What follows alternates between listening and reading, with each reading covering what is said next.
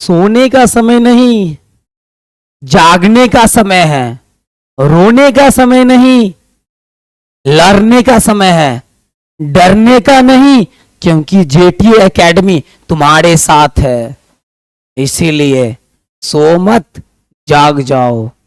रो मत, लड़ो, डरो मत, क्योंकि जेटी एकेडमी तेरे साथ है और हम भी तेरे साथ। तो चले फिलोसफी के आज मेरा शायद 5th यानी 5 क्लास है। आज मेरा ये 5वां क्लास रहेगा आप लोग के लिए, सिर्फ आप लोग के लिए। तो आप लोग किसके लिए मेहनत कर रहे हो? खुद के लिए तो कर ले, मेरे लिए थोड़ी करना है, खुद के लिए कर ले भाई। आज ये मेरा 5वां क्लास है फिलोसफी का। इसमें मैं 30 ऑब्जेक्टिव बताऊंगा जो पूरा रामबाण रहेगा। पटना बोर्ड के हर एक क्वेश्चन को धुआं धुआं कर देगा। इसीलिए विश्वास के साथ मेरे चैनल पे आओ, सब्सक्राइब करो, शेयर करो, कमेंट करो, लाइक करो और अपने फ्रेंड्स से शेयर करो, ताकि मैं ज्यादा से ज्यादा आपके लिए बेस्ट ऑब्जेक्टिव लाऊं और हर ऑब्जेक्टिव को पार्ट पार्ट तोड़ के आपको समझाऊं। तो आप लोग करो आज्ञा कि आगे बढ़े, तो मैं बढ़ता हूं। ऑब्जेक्टिव पर ध्यान देना। तो सोने का समय नहीं, जागने का समय है। रोने का समय नहीं, लड़ने का समय है। डरने का नहीं, क्योंकि जेटी एकेडमी तेरे साथ। तो बढ़ते हैं क्वेश्चन की तरफ। डियर ध्यान से देखो। वाओ, फिलोसफी फिलोसफी फिलोसफी आया। देखो देखो मेरे डियर, फिलोसफी आया।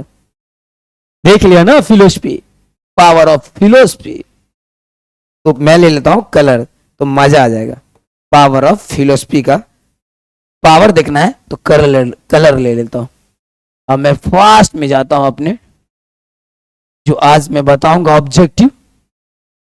कितना मस्त ऑब्जेक्टिव से रहेगा, वहां पे चलता हूं। और जो भी ऑब्जेक्टिव बता दिया हूं वो सब पावरफुल है। खाली प्रैक्टिस करो, थोड़ा मेहनत तो करना ही पड़ेगा। सोने का समय नहीं, जागने का समय है। रोने का समय नहीं, लड़ने का समय है। और डरने का नहीं, क्योंकि जेटी एकेडमी तेरे साथ। इसीलिए मैदान में आओ, लड़ो, डरो नहीं। तेरे लिए निकाल रहा हूं। अब हो गया? तो शायद मैं आ गया हूं अपने ऑब्जेक्टिव पे। तो आज मेरा फर्स्ट ऑब्जेक्टिव है, ध्यान से देखना। मैं रीड करने जा रहा हूं, प्यार से कॉलम और कॉपी ले लो और बैठ के देखो और लिखो क्या समझाने वाला हूं।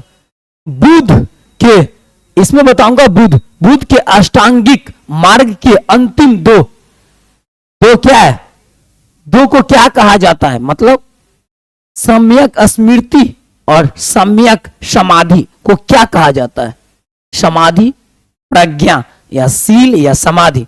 तो ध्यान रखना है, ऑप्शन ए नहीं होगा, ऑप्शन बी नहीं होगा, ऑप्शन सी होगा, समाधि कहा जाता है।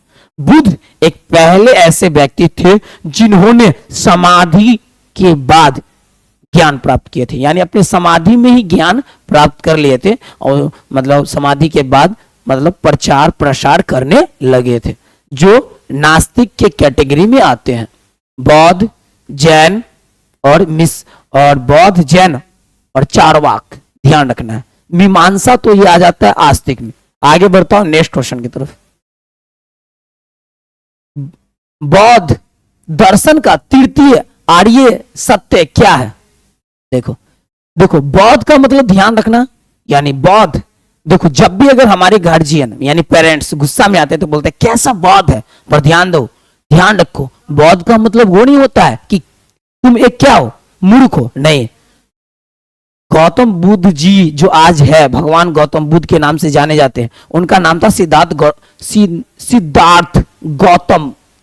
वो आज बन गए भगवान गौतम बुद्ध। क्यों? क्योंकि बौद्ध वर्ड को ऐसा बना दिए जो आज बौद्ध मतलब होता है ज्ञानी, सत्य, जिसको ज्ञान की प्राप्ति हो जाए उसे ही बौद्ध बोला जाता है आज के टाइम में। इसलिए कोई तुम्हें बौद्ध बोले तो टेंशन मत लो, अटेंशन में रहो, क्योंकि बौद्ध का मिस होता है सत्य, ज्ञान प्राप्त करने वाले व्यक्ति। तो आगे बढ़ता हूं। बौद्ध दर्शन का तृतीय आर्य सत्य क्या है? दुख का कारण का अंत या दुख का अंत हो। तो बौद्ध का जो है तृतीय आर्य सत्य, उनका आर्य सत्य है दुख का अंत हो जाना। बौद्ध धर्म में दुख का अंत करने का बात सिखाते हैं, समझाते हैं। गौतम बुद्ध जी अपने घर से इसी दुख को ही अंत करने के लिए निकले थे, तब उनको ज्ञान प्राप्त हुआ था। नेक्स्ट क्वेश्चन की तरफ बढ़ते हैं। नेक्स्ट क्वेश्चन में क्या है? निम्न में से कौन नास्तिक दर्शन है? तो योग दर्शन नास्तिक नहीं है, आस्तिक है, तो ये भी नहीं होगा। न्याय दर्शन आस्तिक है, ये भी नहीं होगा। सांख्य दर्शन ये आस्तिक है। ये डी और बी ए आस्तिक दर्शन है, इसीलिए नास्तिक दर्शन के कैटेगरी में सी आएगा। जैन, जैन दर्शन नास्तिक है, इसीलिए पूरा ध्यान रखिएगा। इससे पिछले क्लास में मैंने आप लोग को ऐसे समझा चुका हूं नास्तिक आस्तिक के बारे में। अब मैं नेक्स्ट क्वेश्चन की तरफ बढ़ता हूं। नेक्स्ट क्वेश्चन में क्या है? यानी कि सम्यदवाद, सम्यदवाद को समझाने के लिए जैन दर्शन में कितने नयों का प्रतिपादन हुआ है? याद रखना है, सम्यदवाद को समझाने के लिए किसके बारे में? कौन दर्शन? जैन दर्शन, यानी जैन फिलोसफी बताते हैं कि कितने ऐसे नियम बना। तो नया मतलब नियम होता है, तो याद रखिएगा 7 होता है, 4, 5 और 9 नहीं होता है। 7 ऐसे नियम हैं जो जैन फिलोसफी बताते हैं। नेक्स्ट क्वेश्चन की तरफ बढ़ता हूं। अब देखिए नेक्स्ट क्वेश्चन, नेक्स्ट जो क्वेश्चन है उसमें क्या बोला जा रहा है? जैन दर्शन निम्नलिखित में से किसे स्वीकार करता है? सयावाद को, आरंभवाद को, अनात्मावाद को या विरुवतवाद को? सोचो किसको ये स्वीकार करेगा? आरंभ को या अनात्मवाद को या सम्यदवाद को? तो जैन धर्म जो है ना स्वीकार करता है सम्यदवाद को। ए ऑप्शन होगा, बी, सी और डी। इसमें कुछ जो है ना स्पेलिंग यानी लेटर ये थोड़ा कंप्यूटर के द्वारा मिसिंग है, इस पे ध्यान नहीं देना, जो मैं बोल रहा हूं उस पे ध्यान दीजिएगा। सम्यकवाद को मतलब वो फॉलो करते हैं। नेक्स्ट क्वेश्चन की तरफ बढ़ता हूं। अब नेक्स्ट क्वेश्चन में क्या है? हीनयान और महायान धार्मिक संप्रदाय का संबंध किस दर्शन से है? तो जैन दर्शन से नहीं है, याद रखिएगा बौद्ध दर्शन से है। और न्याय दर्शन से नहीं होगा, सांख्य दर्शन से भी नहीं होगा। तो हीन के जब भी बात आएगा तो बौद्ध दर्शन ध्यान रखिएगा। नेक्स्ट क्वेश्चन की तरफ बढ़ता हूं, क्योंकि हीनयान और महायान सिर्फ बौद्ध दर्शन में बात होता है। अब देखिए महावीर को निर्वाण कहां प्राप्त हुआ था? मतलब निर्वाण कहां प्राप्त हुआ था? याद रखिए, बोध गया में नहीं होगा, खुशीनगर में नहीं होगा, राजगीर में नहीं होगा, पावापुरी में होगा। महावीर जी को प्राप्त हुआ था निवारण प्राप्त हुआ था पापापुरी में, पावापुरी में। याद रखिएगा, पापा जब बोलिएगा तो पावा बोला जाएगा, तो पापा मीन्स पावापुरी में महावीर जी को प्राप्त हुआ था। नेक्स्ट क्वेश्चन की तरफ बढ़ते हैं। अब इस क्वेश्चन में क्या है? निम्नलिखित में से किस एक में बुद्ध के उपदेश संग्रहित है? यानी न्याय सूत्र में रॉन्ग बात है, ज्ञान की पुस्तक में रॉन्ग बात है, इनमें से कोई नहीं, रॉन्ग बात है। बी ऑप्शन होगा, त्रिपिटक में जो दिया गया था बुद्ध के द्वारा ज्ञान, उसको त्रिपिटक में संग्रह करके रख दिया गया है। जब भी आपको अगर बुद्ध के ज्ञान का दर्शन करना होगा तो आप त्रिपिटक को ओपन जब करेंगे तो ऑटोमेटिक मिलेगा। जो ऐसे ऐसे करके जो होता है बना होता है एक कागज का, मतलब पुराने प्राचीन टाइम में जो अक्सर देखते होंगे फिल्म वगैरह में दिखाया जाता होगा, तो इसी को त्रिपिटक के द्वारा लिखा गया है। नेक्स्ट क्वेश्चन की तरफ बढ़ रहा हूं। अब देखिए नेक्स्ट क्वेश्चन में क्या बोला जा रहा है? किस दर्शन में सम्यक समाधि का वर्णन है? योग दर्शन में, बौद्ध दर्शन में, जैन दर्शन में। जब भी अगर समाधि के बारे में बात होगा तो याद रखिएगा जैन दर्शन नहीं आएगा, न्याय दर्शन नहीं आएगा, योग दर्शन नहीं आएगा, बौद्ध दर्शन आ जाएगा, क्योंकि बौद्ध दर्शन में ही समाधि से रिलेटेड क्या है एक्सप्लेन किया गया है। तो नेक्स्ट क्वेश्चन की तरफ बढ़ता हूं। अब नेक्स्ट क्वेश्चन क्या है? चतुर्थ आर्य सत्य को क्या कहा जाता है? माध्यम मार्ग, अष्टांगी मार्ग, समाधि। तो याद रखिएगा चतुर्थ आर्य सत्य है अष्टांगिक मार्ग। बी ऑप्शन होगा, ए ऑप्शन कैंसिंग हो जाएगा, सी ऑप्शन कैंसिंग और डी ऑप्शन कैंसिंग हो जाएगा। सिर्फ होगा अष्टांगिक मार्ग, चतुर्थ आर्य सत्य है बौद्ध दर्शन के द्वारा, बौद्ध फिलोसफी के द्वारा। तो नेक्स्ट क्वेश्चन की तरफ बढ़ता हूं। अब नेक्स्ट क्वेश्चन में क्या है, तो चलिए देखते हैं। बुद्ध के अष्टांगिक मार्ग के प्रथम दो क्या है, दो क्या था, सम्यक दृष्टि एवं सम्यक संकल्प को क्या कहा जाता है, प्रज्ञा, शील, समाधि। तो ए होगा प्रज्ञा, शील नहीं होगा, समाधि नहीं होगा और डी भी नहीं होगा। तो प्रज्ञा कहा जाता है बौद्ध के द्वारा, जो सम्यक दृष्टि और सम्यक संकल्प को प्रज्ञा कहा जाता है। तो नेक्स्ट क्वेश्चन की तरफ बढ़ रहा हूं, ध्यान से नोट करते चलो और आगे बढ़ते चलता हूं। अब आता है नेक्स्ट क्वेश्चन में, बौद्ध दर्शन के किस आर्य सत्य को नैतिक कारणवाद कहा गया है, प्रथम आर्य सत्य, तृतीय आर्य सत्य, द्वितीय आर्य सत्य या चतुर्थ आर्य सत्य को। तो याद रखना है कि सी का ऑप्शन होगा, द्वितीय आर्य सत्य को बोला गया है क्या, बौद्ध के दर्शन की किस आर्य सत्य को नैतिक माना गया है। तो नैतिक की बात आएगा तो तृतीय केल्सिंग, प्रथम केल्सिंग, चतुर्थ केल्सिंग, द्वितीय यानी द्वितीय, मतलब सी ऑप्शन परफेक्ट हो जाएगा। तो क्या आप लोग समझ में, आप लोग को, मेरा तो विश्वास है कि आप लोग को समझ में आ रहा है, नहीं आ रहा होगा तो कमेंट करेंगे, फिर मैं नेक्स्ट क्वेश्चन की तरफ बढ़ रहा हूं। तो आप लोग देखते रहिए। अब देखिए नेक्स्ट क्वेश्चन क्या बोल रहा है, जैन दर्शन में सर्व ज्ञानी संत को क्या कहा जाता है, अरहत, योगी, तीर्थंकर या इनमें से कोई नहीं। तो अरहत नहीं बोला जाता है, योगी भी जैन दर्शन में नहीं बोला जाता है, जैन दर्शन को संत को तो तीर्थंकर बोला जाता है, सी ऑप्शन होगा तीर्थंकर। जैन दर्शन में यानी जैन दर्शन यानी जैन फिलोसफी में संत को तीर्थंकर बोला जाता है। तो ध्यान रखिएगा, नेक्स्ट क्वेश्चन की तरफ बढ़ता हूं।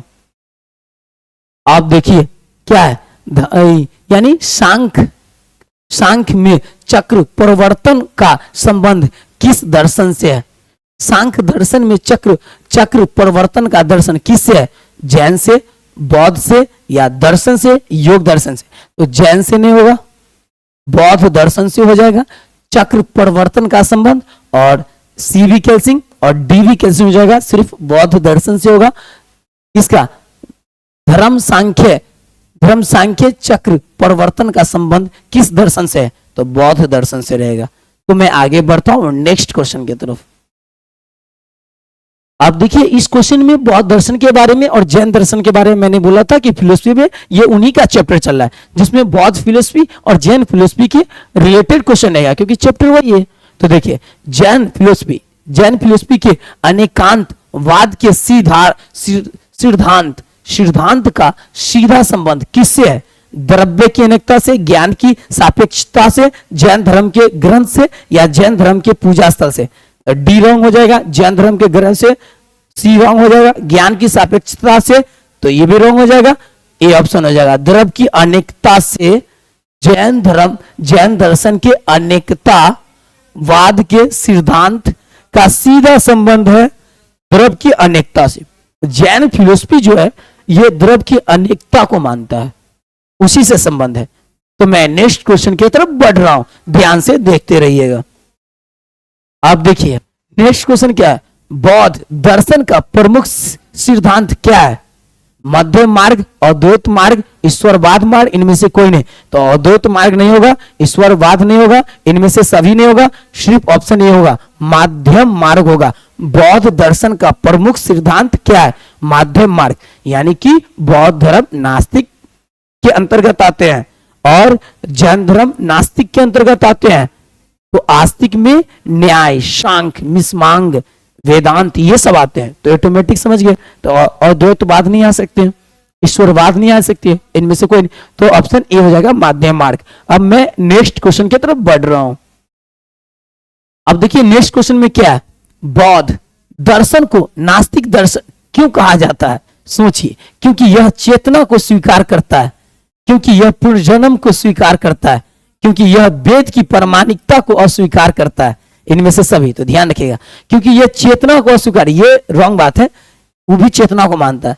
क्योंकि यह पुनर्जन्म को स्वीकार करता है, ये भी रॉन्ग बात है। वो क्या करता है, बौद्ध धर्म वेद के द्वारा जो भी प्रमाण दिया जाता है उसको नहीं मानता है, इसीलिए यहां ऑप्शन सी हो जाएगा और बाकी ए बी डी को कैंसिल कर देंगे, क्योंकि यह वेद की प्रामाणिकता को अस्वीकार करता है। इसीलिए बौद्ध धर्म नास्तिक धर्म के कैटेगरी में आते हैं। तो नेक्स्ट क्वेश्चन की तरफ बढ़ता हूं, आप लोग को समझ में आ गया होगा। आप देखिए जैन दर्शन के तत्व मीमांसीय विचार को क्या कहते हैं? अनेकांतवाद या सम्यादवाद या द्वैतवाद या अद्वैतवाद। तो द्वैतवाद नहीं होगा, अद्वैतवाद नहीं होगा और श्यादवाद भी नहीं होगा, तो अनेकांतवाद होगा जैन दर्शन के द्वारा। जैन का जब भी नाम आएगा तो याद रखिएगा अनेकांतवाद, ऑप्शन पे ध्यान रखिएगा। तो जैन दर्शन जो है मीमांसीय विचार को क्या कहते हैं? अनेकांतवाद कहते हैं। तो नेक्स्ट क्वेश्चन की तरफ बढ़ता हूं, मुझे विश्वास है आप लोग को समझ में आ रहा होगा। अब नेक्स्ट क्वेश्चन की तरफ बढ़ता हूं, इसमें क्या है? किस दार्शनिक ने तत्व मीमांसीय प्रश्नों पर मौन मतलब समझ रहे ना, पूरी तरह से मौन हो जाना, धारण किए रहने को प्राथमिकता दिया है? महावीर, शंकर, कपिल या बुद्ध? याद देखिएगा, जब भी अगर देखिए कौन दार्शनिक, कौन फिलोसफी है जो मौन रहने की बात करते हैं, मौन रहने की मान्यता को मानते हैं, तो महावीर की नहीं चलेगा, शंकर की नहीं चलेगा, कपिल की नहीं चलेगा, बुद्ध का चलेगा, क्योंकि बुद्ध ही एक ऐसा फिलोसफी है जिसमें मौन रह के ज्ञान प्राप्त करने का बुद्धि और विद्या और नियम सिखाया जाता है। तो आगे मैं बढ़ता हूं, आप लोग को समझ में आ गया होगा। तो चले आगे, तो डेयर फास्ट नेक्स्ट क्वेश्चन की तरफ। अब देखिए क्या है? श्वेतांबर धार्मिक संप्रदाय का संबंध किस दर्शन से है? देखिए श्वेतांबर धार्मिक संप्रदाय का संबंध किस दर्शन से? श्वेतांबर की बात जब भी होगा तो योग दर्शन नहीं आएगा, क्योंकि आस्तिक दर्शन में आते हैं। सांख्य दर्शन नहीं आएंगे क्योंकि आस्तिक दर्शन में आते हैं। बौद्ध दर्शन भी नहीं आएंगे, तो जैन दर्शन सिर्फ हो जाएंगे। श्वेतांबर धार्मिक संप्रदाय के संबंध जैन दर्शन में आते हैं। तो श्वेतांबर का मतलब ध्यान रखिएगा, जैन धर्म में अक्सर लोग मतलब व्हाइट सफेद कलर का धारण करते हैं, और काफी मतलब उनमें नियम है। कुछ लोग ऐसे मिलेंगे जो नेकेड बॉडी रहेंगे, तो वो सब भी जैन धर्म में आ जाते हैं। तो इसलिए ध्यान रखिएगा जैन धर्म भी एक नास्तिक दर्शन के कैटेगरी में आते हैं। तो नेक्स्ट क्वेश्चन की तरफ चले, तो डेयर जल्दी कमेंट करो प्लीज, ताकि मैं नेक्स्ट क्वेश्चन की तरफ चल सकूं और मुझे मजा आ सके। आपने कमेंट करोगे तो कौन करेगा यार? दिल को ही तो पढ़ा सकता है। मैं भी जीवित हूं, तुम भी जीवित हो, तो तुम भी कमेंट करोगे तभी तो मुझे मजा आएगा पढ़ाने में। इसलिए चलते हैं आगे नेक्स्ट क्वेश्चन की तरफ। अब देखिए ज्ञान प्राप्ति के उपरांत बुद्ध का पहला उपदेश कहां हुआ था? याद रखिएगा, ज्ञान प्राप्ति के उपरांत बुद्ध का पहला उपदेश कहां रहा था? याद रखिएगा, बोध गया में नहीं, राजगिरी में नहीं, खुशीनगर में नहीं, कहां? सारनाथ में हुआ था। यानी जब क्या बुद्ध जी ज्ञान प्राप्त कर लिए तो उनका पहला उपदेश सारनाथ में हुआ था। यानी गौतम बुद्ध जी का जब संपूर्ण हो गया ज्ञान प्राप्त जब पूरा कर लिए, तो पहला उपदेश दिए थे सारनाथ में दिए थे। इसीलिए पूरे ध्यान रखना है कि सारनाथ में गौतम बुद्ध जी का पहला उपदेश हुआ था। नेक्स्ट क्वेश्चन की तरफ बढ़े, तो मुझे पूरा विश्वास है आप लोगों को समझ में आ रहा होगा। तो आगे बढ़ता हूं नेक्स्ट क्वेश्चन की तरफ। अब देखिए क्वेश्चन है पंचकवाद की वकालत कौन भारतीय दर्शन करता है? बौद्ध दर्शन, जैन दर्शन और न्याय दर्शन, सांख्य दर्शन। या देखिए पंचस्कंधवाद की, मतलब यहाँ पे कंप्यूटर के द्वारा थोड़ा लेटर डिसमिस हो गया, तो वकालत कौन भारतीय करता है दर्शन में? तो बौद्ध दर्शन, जैन दर्शन, न्याय दर्शन, सांख्य दर्शन को काट देंगे। अब डिसाइड करेंगे कि बौद्ध दर्शन आएगा या जैन दर्शन। पंचस्कंधवाद का तो याद रखिएगा जैन दर्शन में भी नहीं आएगा, बौद्ध दर्शन में आ जाएगा, और जैन दर्शन को भी काट देना। तो पंचस्कंधवाद की वकालत कौन भारतीय दर्शन करता है? तो बौद्ध दर्शन करता है। आगे की तरफ बढ़ रहा हूं नेक्स्ट क्वेश्चन की तरफ। चलिए मेरे साथ नेक्स्ट क्वेश्चन की तरफ। अब देखिए जैन दर्शन के अनुसार द्रव्य का क्या लक्षण है? द्रव्य का क्या लक्षण है? वाह, देखिए जैन दर्शन के अनुसार द्रव्य का लक्षण क्या है? लक्षण पूछ रहा है, तो लक्षण क्या होगा? उत्पत्ति, हाँ इसको भी मानता है। विनाश, इसको भी मानता है, स्थिरता इसको भी मानता है, तो ऑप्शन डी हो जाएगा। तो जैन दर्शन के अनुसार उत्पत्ति सही है, विनाश सही है, स्थिरता सही है, और इनमें से सभी। जैन फिलोसफी बोलता है एक द्रव में उत्पत्ति भी होता है द्रव का, विनाश भी हो सकता है, हो सकता नहीं है, और फिर स्थिरता भी द्रव होता है, इसलिए डी ऑप्शन हो जाएगा। नेक्स्ट क्वेश्चन की तरफ बढ़ रहा हूं। कितना मजा आया कमेंट करो, ताकि फिर क्लास फिलोसफी के लेके आऊंगा आपके लिए। अब नेक्स्ट क्वेश्चन क्या है? प्रत्याहार की अवस्था का योग पर विधि में क्या योगदान है? मतलब प्रत्याहार की अवस्था में योग पर विधि में क्या योगदान है? मतलब बोला जाता है कि ये जैन या बौद्ध दर्शन के अनुसार कि बताइए उस अवस्था में योग पर विधि में क्या योगदान है? इंद्रियों को बाह्य विषयों से वापस खींचना, या इंद्रियों को आंतरिक विषयों से वापस खींचना, या इंद्रियों को वापस मन के पूर्ण वश में करना, या इनमें से सभी। देखिए ये बोल रहा है फिलोसफी, यानी कौन फिलोसफी?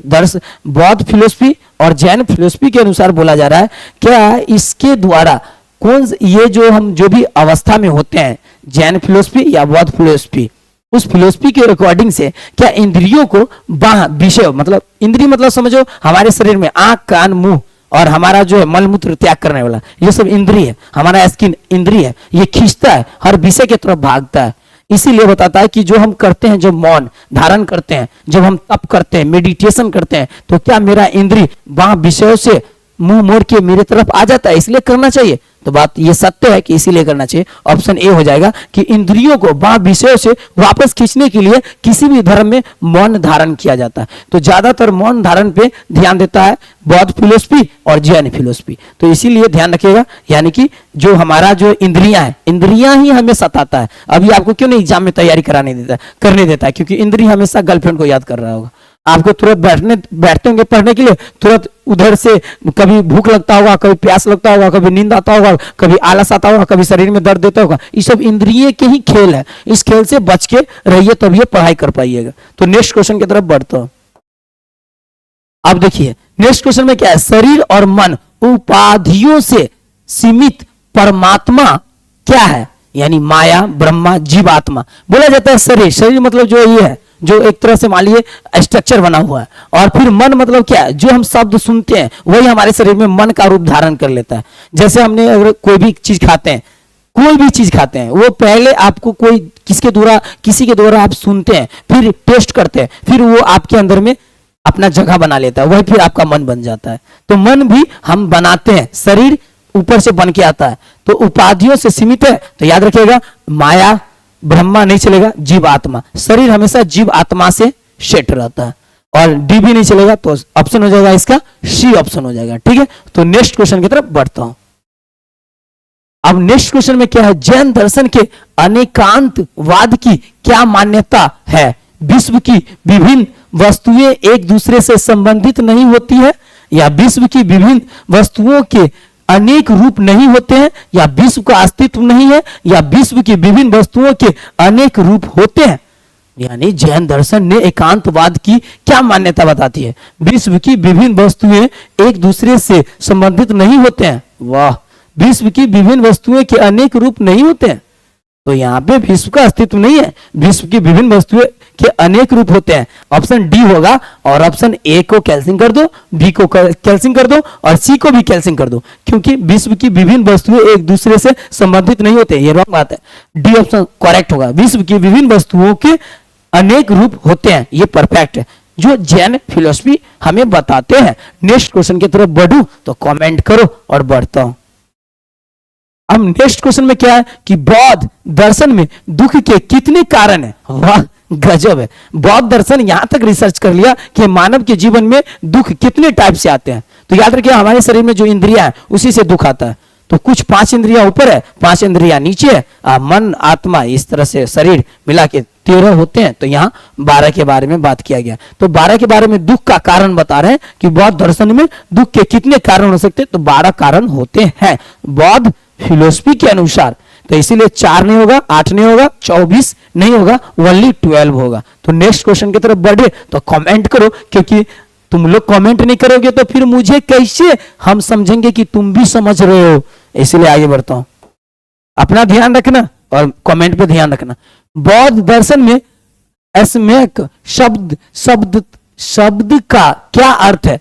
अस्म्यक शब्द का क्या अर्थ है? याद रखना है कि बौद्ध दर्शन में कंप्यूटर के द्वारा जब लेटर डिसमिस हो जाता है तो थोड़ा यहाँ पे ये प्रोनाउंसिएशन थोड़ा मिसिंग हो जाता है, तो इस पे ध्यान नहीं देना है। मैं फिर से एक दो बार ट्राई करके बोल ही देता हूँ एक लेटर को, ताकि आप लोग को समझ में आ ही गया होगा। बौद्ध दर्शन में अस्म्यक शब्द का क्या अर्थ होता है? तो याद रखना है, मध्यम नहीं होगा, प्रज्ञा नहीं होगा, कर्म नहीं होगा, उचित हो जाएगा, क्योंकि बौद्ध में एक उचित वर्ड का यूज किया गया है। इसलिए क्योंकि जो उसे लगा सत्य उस समय के लिए वही उचित वर्ड उसके लिए परफेक्ट था, तो इसीलिए यूज किए हैं। तो नेक्स्ट क्वेश्चन की तरफ बढ़ते हैं। अब नेक्स्ट क्वेश्चन में क्या है? बुद्ध को निर्वाण कहां मिला था? बुद्ध को निर्वाण कहां मिला था? सारनाथ में नहीं, बोध गया में नहीं, कपिल वस्तु में नहीं, खुशी नगर में मिला था। इसीलिए याद रखना, निर्वाण, निर्वाण मतलब होता है कि बुद्ध जी को एक निवारण, एक मतलब ये जो भी उनका था, अपना रिसर्च चल रहा था, उनसे ये पूरी तरह से निवारण हो गए थे। कुशीनगर में, खुशी में नहीं, कुशीनगर। तो खुशी याद रखिएगा तो कुशी याद रहेगा, तो सिंपल तो आगे बढ़े, तो आगे बढ़ता हूं। अब देखिए, निम्नलिखित में से किसका संबंध जैन दर्शन से रहा? याद रखिएगा, निम्नांकित में जब भी पूछेगा तो ये साइंस से रिलेटेड में आता था निम्नांकित, यहां अक्सर निम्नलिखित वर्ड का यूज होगा। तो निम्नलिखित में से किसका संबंध जैन दर्शन से है? जैन फिलोसफी, ध्यान रखिए। तो महावीर, ऋषभ देव या पार्श्वनाथ या इनमें से सभी? वाह, जैन। किसका संबंध है? याद रखिएगा कि इनमें से सभी का आएगा, क्योंकि महावीर जी जैन धर्म के मतलब वो भी संस्थापक थे, और सारे आए गुरुदेव। तो महावीर भी है, ऋषि देव भी है, पार्श्वनाथ भी थे, इनमें से सभी चलेगा जैन दर्शन में। तो आगे बढ़े, तो आगे बढ़ते हैं। अब क्या है, नेक्स्ट जो क्वेश्चन है क्या है? जैन फिलोसफी के अनुसार अनास्तिकाय द्रव क्या है? यानी जैन फिलोसफी किसको बोलता है? अनास्तिकाय द्रव। तो देखना है, अजीब को नहीं, जीव को नहीं, काल को। यानी जैन धर्म, यानी जैन जो दर्शन है वो बताता है काल ही हमारा अनास्तिक काय द्रव है, यानी काल नहीं रहेगा तो हमको, यानी जैन फिलोसफी के अनुसार उनका जो है अनास्तिक द्रव वो काल है, बाकी को वो आस्तिक मानते हैं, सिर्फ काल को बोलते हैं मेरे लिए वो क्या है? अनास्तिक है। यानी कि वो मेरे लिए क्या है? अनास्तिक है। यानी कि समझ लो यहाँ पे अनास्तिक की बात कर रहा है, तो काल को, जीव को शायद हमको लग रहा है वो भी नास्तिक मान रहे हैं, और जीव को, इसीलिए वो शायद वो खुद नास्तिक है, इसीलिए काल को अनास्तिक मान रहे हैं, इसलिए अनास्तिक धर्म मान रहे। तो सी ऑप्शन हो जाएगा, डी ऑप्शन नहीं होगा। नेक्स्ट क्वेश्चन की तरफ बढ़ रहा हूं, याद रखिएगा जैन फिलोसफी में काल हो जाएगा, क्योंकि उनको ही अनास्तिक मानते हैं। मैं सोचा कुछ नास्तिक के कैटेगरी में, तो अनास्तिक मानते हो तो ध्यान रखिएगा। चलो आगे की तरफ चलो, क्योंकि जैन धर्म खुद नास्तिक है तो काल को अनास्तिक मानते हैं। थैंक यू, बहुत अच्छी बात है।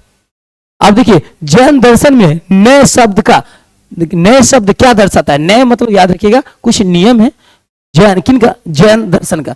तो याद रखिएगा, यहीं तक मैं क्लास को स्टॉप कर दूंगा। ये मेरा 30 क्वेश्चन हो गया, और इस क्वेश्चन का आंसर बताता हूं। किसी वस्तु के सभी पक्षों के पूर्ण ज्ञान को दर्शाता है, या किसी वस्तु के कुछ पक्षों के आंशिक ज्ञान को दर्शाता है, या ए बी दोनों, या इनमें से कोई नहीं। तो याद रखना है कि जब ये हमारा 30 नंबर क्वेश्चन जो है उसमें क्या है? जैन दर्शन में नए शब्द क्या दर्शाता है? तो बी ऑप्शन होगा, किसी वस्तु के कुछ पक्षों के आंशिक ज्ञान को दर्शाता है। इसलिए नए शब्द जो है ना कुछ आंशिक ज्ञान को दर्शाता है जैन फिलोसफी के अनुसार। तो डियर, आई होप कि आप लोग को समझ में ये 30 ऑब्जेक्टिव आ गया होगा, क्योंकि मैंने हर ऑब्जेक्टिव को पार्ट तोड़ के समझाया हूं। तो इसीलिए फिर नेक्स्ट क्लास में मिलेंगे, तब तक के लिए आप सभी को दिल से थैंक यू। जय हिंद, जय भारत।